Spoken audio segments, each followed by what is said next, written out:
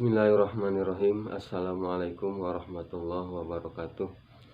Innal hamdalillah nahmaduhu wa nasta'inuhu wa nastaghfiruh wa na'udzubillahi min sururi anfusina wa min sayyiati a'malina.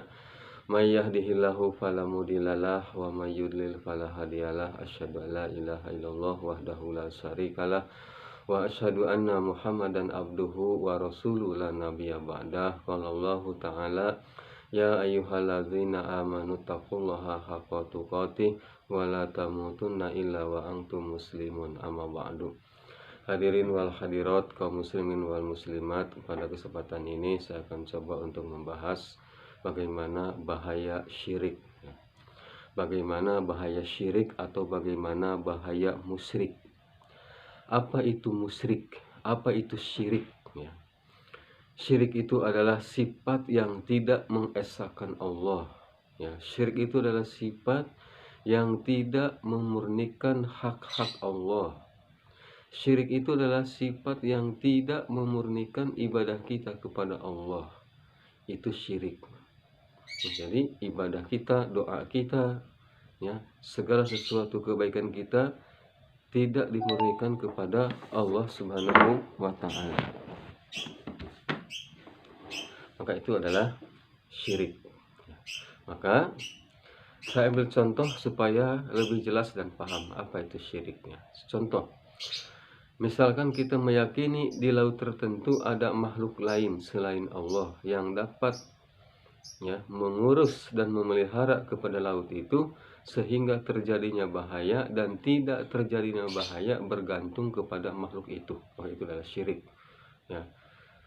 Jadi kita meyakini ada makhluk lain yang dapat mengurus, memelihara kepada laut tersebut sehingga terjadinya bahaya dan tidak terjadinya bahaya bergantung kepada makhluk itu, atau mudahnya menangkap ikan dan susahnya menangkap ikan, atau susahnya rezeki dan mudahnya rezeki bergantung kepada makhluk itu. Maka itu adalah syirik karena telah menyandarkan hak-hak Allah kepada selain Allah. Karena memberi rezeki, bahaya dan lain sebagainya, keselamatan dan kemudaratan itu adalah hak Allah untuk menentukannya. Dan kalau kita menisbatkan kepada makhluk selain Allah, maka itu adalah termasuk perbuatan syirik atau musyrik. Atau contoh lain, kita punya usaha sebuah toko. Kita ingin toko kita lancar, lalu kita taruh jimat. Kita sandarkan bahwa lancar dan tidaknya toko kita bergantung kepada jimat. Maka ini adalah perbuatan syirik karena telah memalingkan permohonan atau doa kepada selain Allah, karena telah memindahkan hak Allah kepada jimat. Padahal yang berhak menentukan lancar dan tidak usaha kita hanya Allah saja, tapi kita menyandarkan kepada jimat bahwa usaha kita lancar dan tidak itu bergantung kepada jimat itu. Maka itu ini adalah syirik, atau yang lainnya seperti jampe-jampe, raja-raja dan lain sebagainya yang sifatnya memalingkan hak-hak Allah itu kepada selain Allah. Kita menaruh hak Allah bukan kepada selain Allah, itu adalah syirik.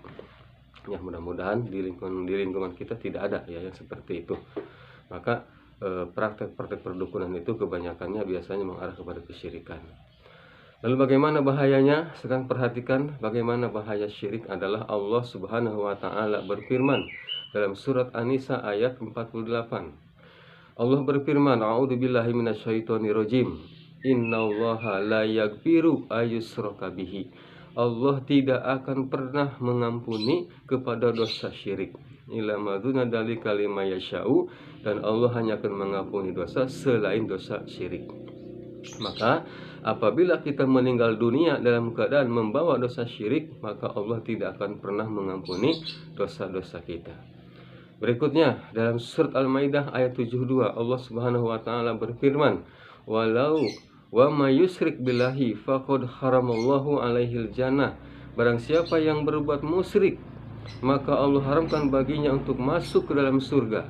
Orang musyrik tidak akan diizinkan Allah masuk surga, alias Allah haramkan masuk surga. Al-Maidah ayat 72. Kemudian dalam surat Al-An'am juga Allah berfirman, apa kata Allah? Walau asraku lahabitu anhum makanu ya'malun. seandainya kalian tidak meninggalkan perbuatan musyrik, la habitu anhum, maka Allah akan hancurkan, Allah musnahkan, maka nu ya'malun, semua amalan-amalan yang telah kalian kerjakan.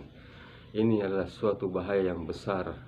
Apabila kita tidak menjauhkan diri dari perbuatan musyrik, maka pertama dosa kita tidak diampuni, yang kedua kita diharamkan masuk surga, dan yang ketiga adalah amalan-amalan kita Allah hancurkan atau Allah musnahkan. Surat Al-An'am ayat 88. Maka itulah bahaya-bahaya musyrik. Maka saya ingatkan khususnya bagi diri pribadi dan umumnya bagi para jamaah semua, bahwa jauhilah perbuatan-perbuatan musyrik, meskipun itu adalah sesuatu yang menggiurkan hati kalian.